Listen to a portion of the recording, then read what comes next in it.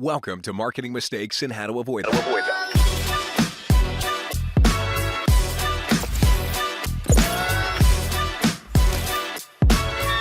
Here's your host, Stacey Jones. Welcome to Marketing Mistakes and How to Avoid Them. I'm Stacey Jones, and I'm so happy to be here with you all today. And I want to give a very warm welcome to Simon Chow. Simon is the Chief Marketing Officer of VC Jobs, a leading job board connecting employers with top talent in various industries. With over a decade of experience in global marketing, Simon has built a successful career in guiding several B2B organizations with a special focus on leveraging the power of podcasts and LinkedIn to establish industry leaders as thought leaders in their respective industries. Simon is also the podcast host of both Marketing on Mars and Innovators podcast, which have collectively garnered over 750,000 listens. Leveraging his digital networking skills, Simon additionally organizes in-person and online happy hours to unite over 1,000 CXOs, founders, tech professionals, and LinkedIn creators to meet and collaborate. Today, Simon and I are going to be chatting about how to build your personal brand through social media and podcasting and the power of community. We'll learn what works from Simon's perspective, what should be avoided, and how some businesses miss the mark. Simon, welcome. So happy to have you here today. Thank you so much, Stacey. Very happy to be here. Of course. So what I love to do is always start off talking about how'd you get here today, right? So you and I started this conversation about your mad skills at podcasting and all the community development, but what got you to realize this was the area you wanted to really grow and thrive in? Yeah, so if we're talking about podcasting, community building, and personal branding, everything, I know exactly the day this all started. It was like, take you back to COVID, that first week of COVID when everyone was figuring out like what do they do next. At the time, I was a CMO of BC Jobs, and BC Jobs did a lot of in-person events, and we had to very quickly in a few weeks, we had to transition into virtual. And so one of the things we decided to do was start a podcast.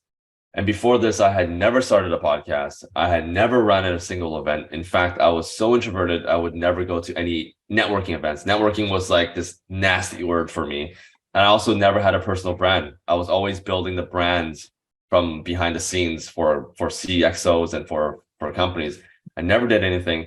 But because of COVID, I knew that the company had to transition, and there was, and at the time, there was no one that I felt that could take that on. So I decided, rather than hiring someone, I would just jump into that seat. It was my first time ever being the face of anything. And that was literally, I think COVID started March 2020, and I started my first podcast May or June of 2020. So it's been 3 years, a little over 3 years now. It's been a crazy journey I've recorded in total 130, maybe even 150 different podcast episodes. I'm on my second podcast now called Marketing on Mars. And because of all that, I started writing on LinkedIn and sharing my journey. So now I've been super active on LinkedIn for the last 8 months. And then from that, I ventured over into into events and community building. So all of that, I think, all started from that very first podcast episode that I recorded in my room in a 1-bedroom condo. And I bought this Yeti mic from Amazon. It was so bare bones. I didn't even have any equipment. I just started speaking, and that's how it all started. And how has that changed things for you? It has changed everything. It has changed who I am as a person. I would say I was probably 90% introverted, super shy guy when I go to events. And now I'm leaning more towards, like, I think I can turn off. I have this switch that I can now turn off to be more extroverted because I have to be. I think it's changed me as a person. It's changed my outlook. It's changed how I show up in public. Before, I used to be, if you looked at my LinkedIn before, it was Simon, no post, just very focused on writing all the different line items on my LinkedIn, but I never spoke in public. Now I do, and now I'm on podcasts. I'm on different podcasts. It's been a crazy 3 years, I think. So I wouldn't. It was very challenging in the beginning, but I wouldn't have it any other way. It's been it's been amazing. Yeah. So you are a slight advocate for podcasting, community building, social media, and putting the power of you into your brand. Slightly.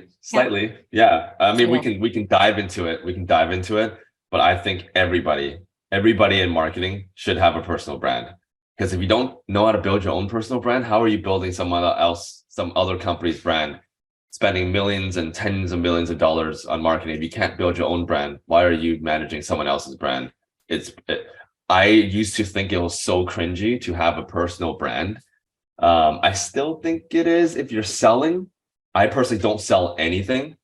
I believe community should be about the people. It should not be about you. And so like for my events, when I run events, I never sell anything. With my podcast, I never sell anything. I've never sold a single thing once. It's just giving people the voice.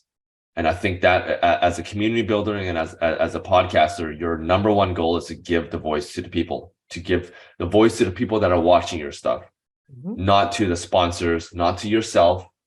Because if you do it for yourself, you're not doing it for others, and people can recognize that.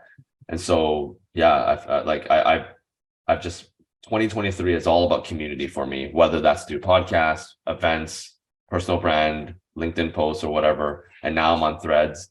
So no matter what it is, it's all about community. And so how do you bring this into your day-to-day now? How are you helping others within this space?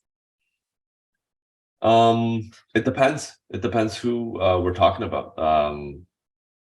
Who are you interested about? Like, are you interested in for the founders or for the podcast? What do you want me to talk about? You have so many things that you can talk about, but with podcasting specifically. So how are you, Sure. is it more so that you are using your shows in order to highlight other people? Are you giving others insights on how to be thought leaders themselves? What are you doing? So on my podcast, I highlight C-suite and founders, the marketing leaders of the companies, and I want to highlight what they're doing to grow their company. The show is called Marketing on Mars. Recently, I just had actually, I can say it because this episode is going to air in 2 Maybe a months. few more weeks. Yeah. Okay, so I think I can say it. So I just had the CMO of Jenny Craig on the show. Jenny Craig, you probably have heard of it. It's a household brand. They've been around for 40 years. They recently went through bankruptcy. And so we had the CMO come on for the very first time since the bankruptcy, talk about Jenny Craig and how the whole thing unfolded.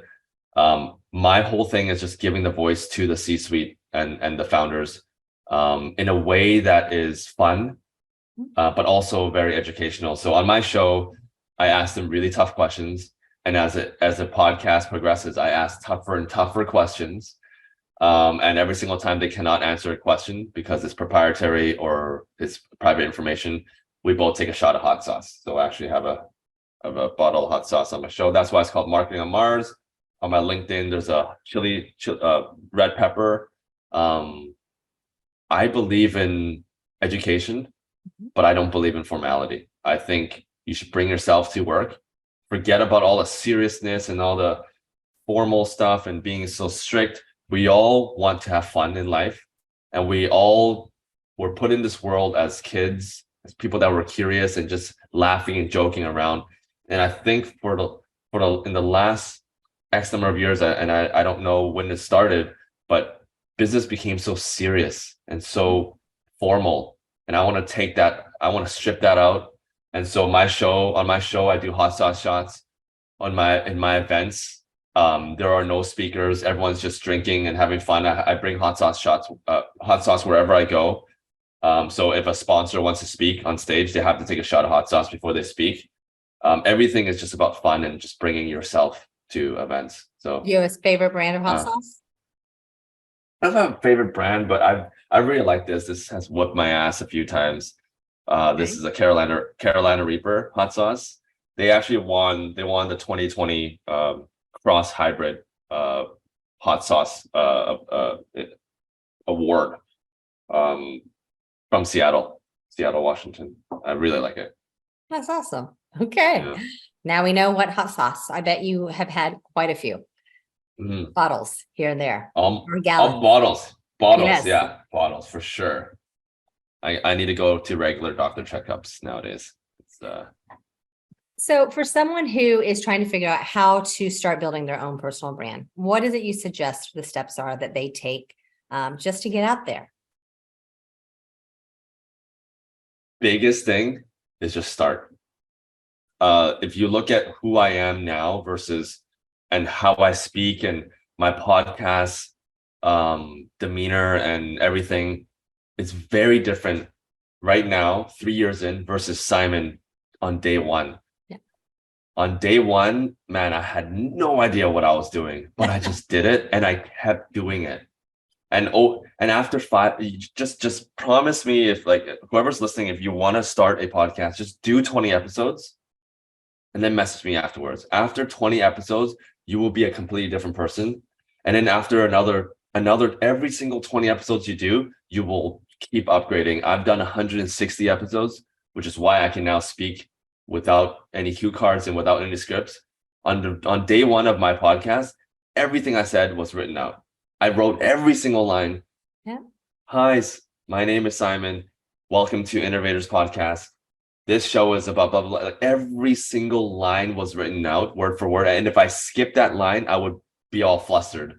Yeah, I Nowadays- did something very similar actually when I started this. Yeah. So we're over 360 plus episodes in at this point. Whoa, I'm doing this. You're a pro. I'm a Yeah. pro. Yeah, I've been doing this for over 5 years. Wow. But much like you, I started the podcast. My first 100 episodes were with me alone. I did not have guests either. Oh And my so God. I started it off by, okay, I've written all this great content. How do I talk about this great content? And there very beginning part, there might have been some blogs that were a little bit read and sounded very much so. And then I magically got better at reading and not sounding like I was actually reading. So that was a talent that I was able to take on. And eventually I got comfortable enough to be able to just talk. And that's the key. And it's just practice. And I guess if you and I both follow Malcolm Gladwell, by 10,000 of these things, we will be absolute pros and experts. Yeah. So I got about 840 left to go. I think you got a few more. So Yeah. like that's the thing. Like even with 200, 300 episodes or 100 episodes under your belt, you're still learning. Yeah. And so I think that's like, if you're trying to build your personal brand, just know you never got it. You never have figured it out. Today, LinkedIn is popular.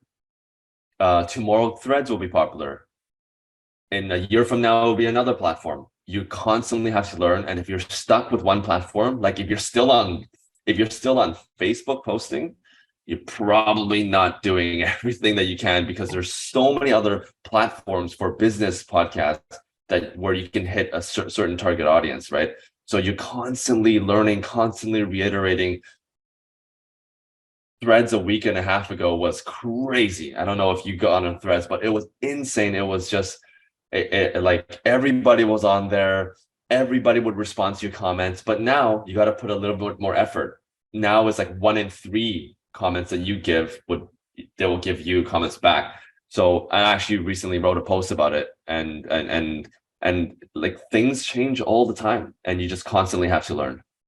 Yeah, and Threads is interesting just because it's so tied to Instagram. And if you don't have your Instagram set up, you're not going to be able to cross over to Threads. So it is such a different world than just a startup of a new platform. But like on LinkedIn, I'm Stacey Jones. And the reason why I'm Stacey Jones, which is a really common name, you guys can't figure that out, I got into LinkedIn so early.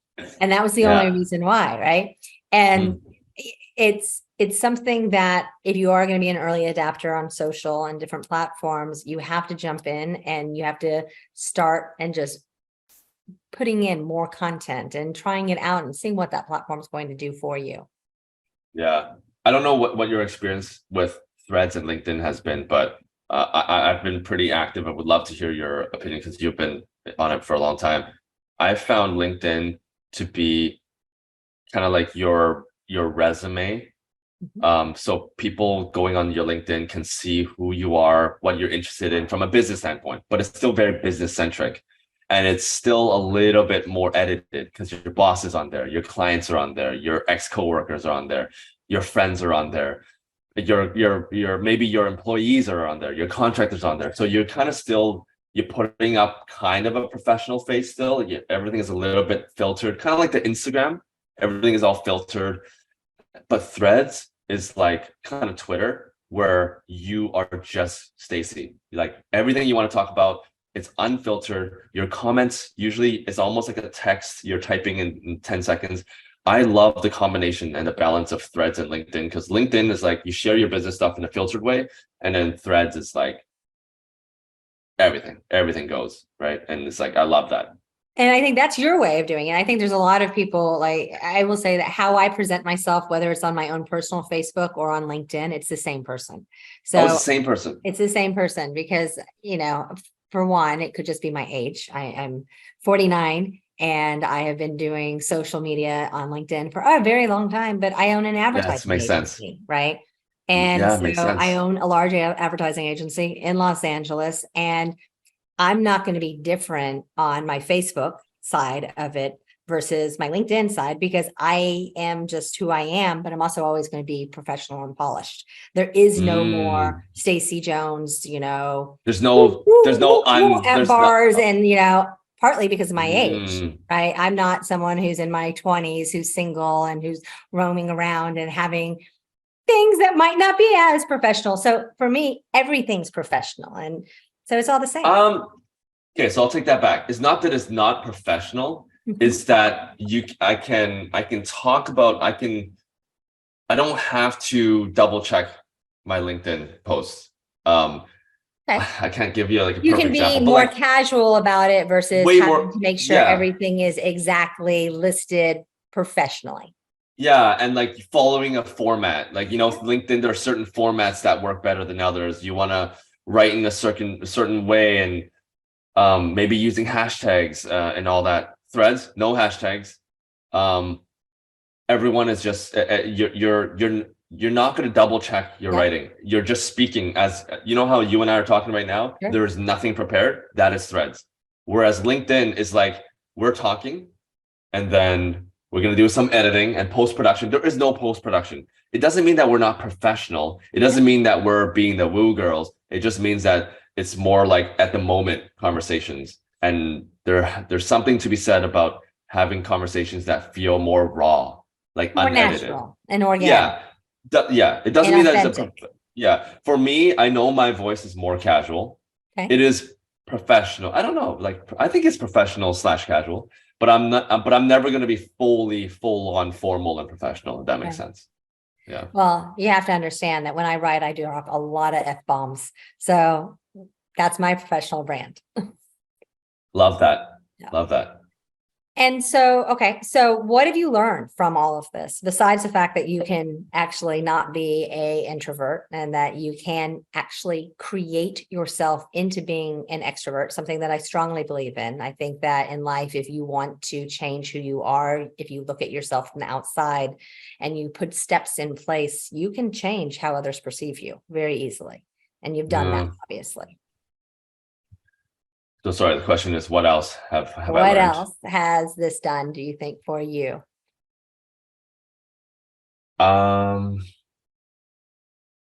You seem more confident? Yeah. Well, yeah, confidence, but I think I understand people better, a little bit better, because in order to grow a community and events, you have to understand your audience. And you have to do everything. Every single move that you make has to be for them. Humans are very, we can pick up on cues, and we can tell when something is not authentic, and when something is done not for them, but to promote someone else. And people can also tell when you're selling as well.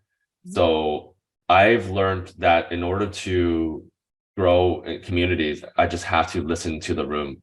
I'll give you an example. I run events for founders, and also run events for junior tech candidates, and also run events for HR candidates. Each one of these buckets, I need to do events, and I need to do events differently, and I need to make sure that the people in the room are very specific to that audience. Founders don't really want to connect with young talent. Not because they don't want to. They do not at all, because they don't have the bandwidth. they literally don't have the bandwidth. They would love to. Yeah. They would love to mentor people, Yes. but they have to be choosy. They can't mentor Everyone. 20,000 people. They can't. So my founder events, only founders come to the event. And not just that, founders of a specific stage. So the founders that come to my events are 6 to 8 figures, 5 to 30 employees. I'm not going to bring founders that have 500 employees to my event because they're just not going to have the same challenges as founders with 5 to 30 employees. And also founders with 50 to $100 million are dealing with different challenges than founders with, $1 to $10 million in revenue. And so that has to be very specific as well. And the types of conversations and the topics that we talk about also has to be different. So understanding who's in the room and curating the community so that it matches the people in the room, so important. And I learned all of this literally just 8 months ago. Everything has been very brand new. I don't consider myself an expert at all. I think I just want the best for the people in the room. And that's why when we first started our very first event, it was literally 6 founders having beers together. 6 founders that came on my podcast. I just wanted to thank them. Like, that's how it all started. And then we met again the month later, and they all brought a different founder friend. So that became 12 founders in a room. And then from 12 founders, we grew to 30, 35, 40. It was just because I was thinking about the people in the room. Right. Yeah. And you were finding ways that it would be beneficial for them to actually come together and talk, that they truly were peers. And by removing that, okay, here's your young blood who's just eager to try to make an impression and maybe get a job, which is just exhausting to be around because the energy isn't an even exchange when the two people are talking. One Exactly. is sucking and one is giving. And so what you're doing is you're really finding a balance where people are able to be at ease because no one's trying to take. Exactly. And same thing for at the HR events, right? When we run the HR events, if we bring the job candidates there, same thing. They're going to be sucking all this information out of the HR people. They just want a job. Yeah. So it's going to be like, going to the club or at the bar, and then, the HR person is like a pretty girl, and then there's all these like a single pretty girl, and then all these guys are just hounding off. It's going to feel kind of like that. And so with my HR events, very similar, same thing. I only bring HR people to the events. So HR, the heads of we've had the head of HR from Amazon, Arc'teryx, big companies. I can't name all of them off the top of my head. Scotiabank, they've all come because they know that they're just networking with their peers. And I think there's so much power in that. And if we were to bring someone to the space, it has to be someone that provides value where there's an even exchange of value, right? And so one thing that I thought about for founders is bringing VC people, because VC people want to connect with founders and founders want to connect with VC. That would be a value add, right? And then for HR, maybe there's a way for us to bring job candidates, but it has to be an even exchange in knowledge. So yeah, just understanding. I think gotten really good at understanding the community aspect and knowing how to give to the community. So what's been your secret behind marketing your podcast? How have you approached that?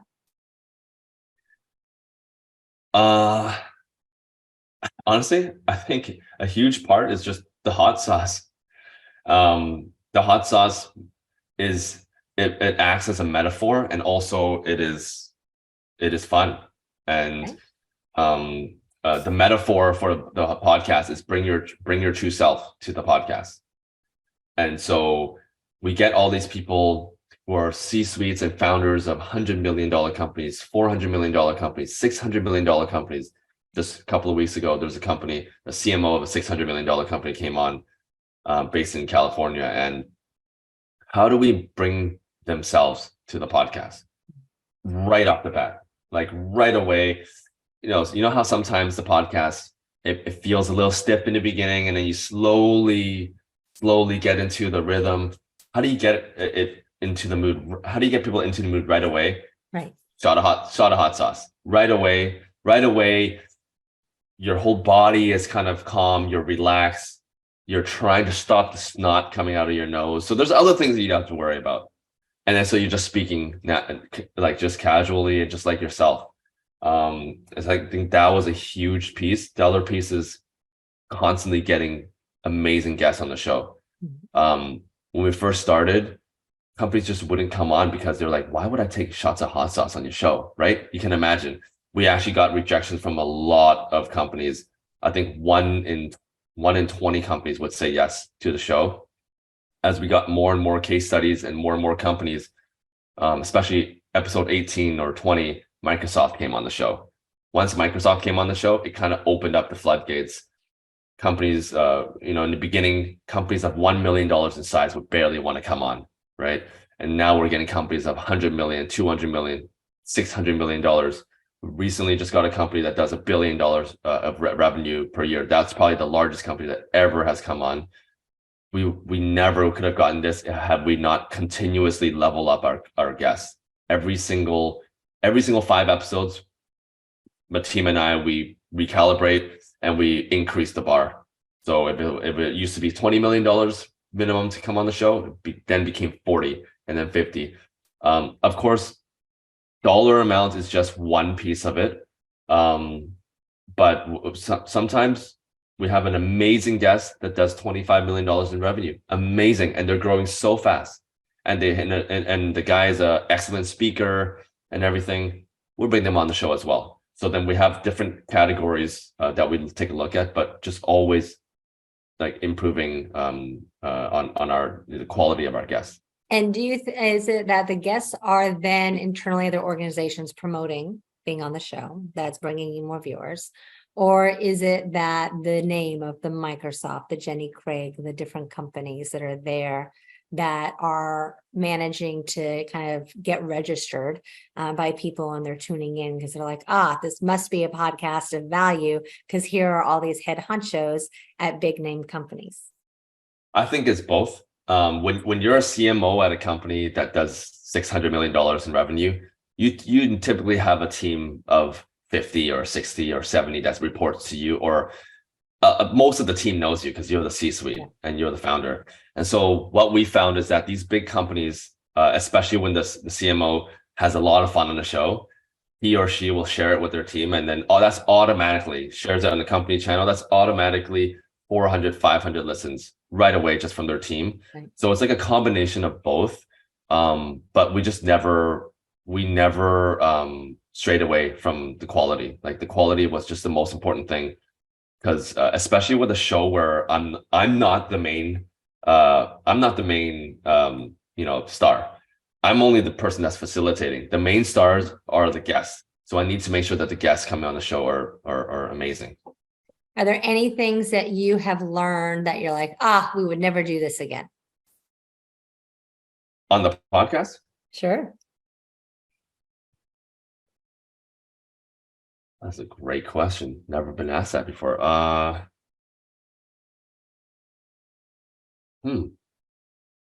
Let me answer about the community piece first, because I'm running to an event in about 20 minutes, so that's on top of mind. One thing that I've learned from community building, don't bring people to the event just to increase headcount. We've let in a few people that were not, like, for very good example, the founder events. It's called a founders happy hour. And very early on, I let in a couple of people that weren't founders that didn't provide value. There's a difference. There's people that are not founders that actually can provide value, but there's some people that are not founders and does not provide value and is trying to sell to these founders, kill the whole vibe of the event. And like when you're building a community and you bring someone that does not belong, it's like a black mold, and black mold will only just spread. And so especially then the next time the founder wants to invite someone, they're like, oh, well, you invited this person. I felt like this is very similar. Like, no, I want to bring my salesperson. Can I bring my business development? Like, no. So that was a huge lesson learned. Mm-hmm. I'm still trying to combat that. Obviously, you want to make this about the community. You don't want to be like, this dictator that's dictating who's coming on the list, but you kind of have to be in a nice way. And so I'm learning that. On the I think you also podcast, have with yeah, events, when you're doing networking events, the challenge here is people don't like going to things solo so much. People like having exactly. someone who is in hand, whether it's a significant other, whether it's a friend, whether it's a business colleague, whether it's a partner. People like having that backup because you might get to the event and it's super easy and talking is great, but you have the obstacle in your head that it might not be, and that you might not be able to blend in as well, or not everyone is great about showing up in a room of people and then being on, as you've noted yourself. So that's the problem, I think, with some of the networking events that happen, where you do absolutely lose something if you don't have it just with the Yeah, people you need. But then you also, everyone needs exactly. their like their support pet, basically. Would you consider, Stacey, would you consider yourself an introvert or extrovert? So I am at heart an introvert, and I made myself into an extrovert at a very early age. So Bingo. I made myself into a salesperson for my first lemonade stand. So that is me as well. I feel like you and I are on the same wavelength. That is why we think about that. That's why we think about, oh, you need a plus one. Mhm. And so I created my events purposely so you don't need a plus one and you won't ever feel like you don't belong. Because the worst part about a networking event is you go there and you're just sitting there sipping on your drink by the bar while everyone is talking. And it happens all the time, right? My events, when you come in, there are you mix and mingle a little bit. There's going to be some people that are the introverts like you and I that are sitting in the corner and didn't bring anyone and don't know anyone. Right away, as soon as everyone shows up, immediately I'm on the mic and I split everyone up into groups of 8. And you're in a breakout session with 8 other founders and you introducing yourself right away. There is no You go waiting straight into the around. dating. It Straight is, into the dating. yeah. And then you talk for 20 minutes and then I snap my finger, we're rotating and I have a list already. So now you're rotating, you're meeting another 6 founders. So right in the first 45 minutes, you've met 12 to 14 founders. And you can't help but to feed off of the energy of everyone. And you're already, not only are you listening, you're actively participating. You have to participate. And now you go from introverted Stacey to extroverted Stacey in a few seconds. And maybe once we go back to the open networking, maybe you go back to the introverted Stacey again. I found with these events, I'm never going back to introverted mode because I know there's only 2 hours left. And I drove 45 minutes into the city to meet people. I know that these people want to meet people. The hardest part is just getting them out of their shell. And so I know what it's like to be an introvert. I know what it takes to push out of the boundary. And so everything is designed to be introvert and extrovert friendly. So, yeah. And so on that note that I had mentioned before, I'm going to bring you back to it. Is there anything you have learned that was potentially a mistake as you've launched your podcast, where you would not want to go down that road again, or it would be, one of the top things you'd tell someone not to do? Ooh, yes. I would say like very similar to this, to what I found with the communities. I brought on guests that were just not the right fit. And I'll explain. On my show, it's about fun. It's about taking shots of hot sauce. It's about being authentic. And so and very early on, I've had people come on the show that didn't like hot sauce. Right? They So had they it came stick on, up their butt entirely. stick out the butt the entire time. I'm not gonna have shots of hot sauce. There's no way. But I really wanted them on because they were a bigger company. Right. This was early on when I couldn't get a company that was even $10 million to come on my show. And so this one company was like $20 million in revenue. So I'm like, okay, you know what? I'll just do it for this one episode. And then I did it again for another episode. And then I did it again for another episode. I kept going against my own belief and the theme of the show. And if you're the host of a podcast, the whole podcast and the theme and the whole feel is going to revolve around you. You're going to dictate this. And so I went against my own heart. And I got a couple of people that faked shots of hot sauce. They covered the shot, poured it in the shot glass and they covered it and there was nothing inside.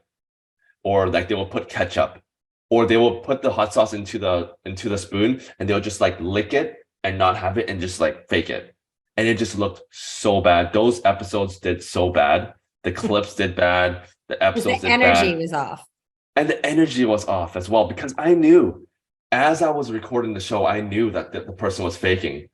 And so it brought the whole mood down as well, because now I feel like I'm also have to fake, like it just feels like there's a not authentic energy. And so I couldn't bring my authentic self as well. Yeah. So it just like, that was like I'm not going to name the episodes, but it was like, it was very early on, and I said never again.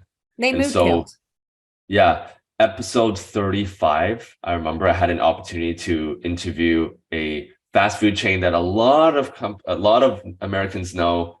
I'm not going to say the name, but it was a big fast food chain that does $900 million a year in revenue.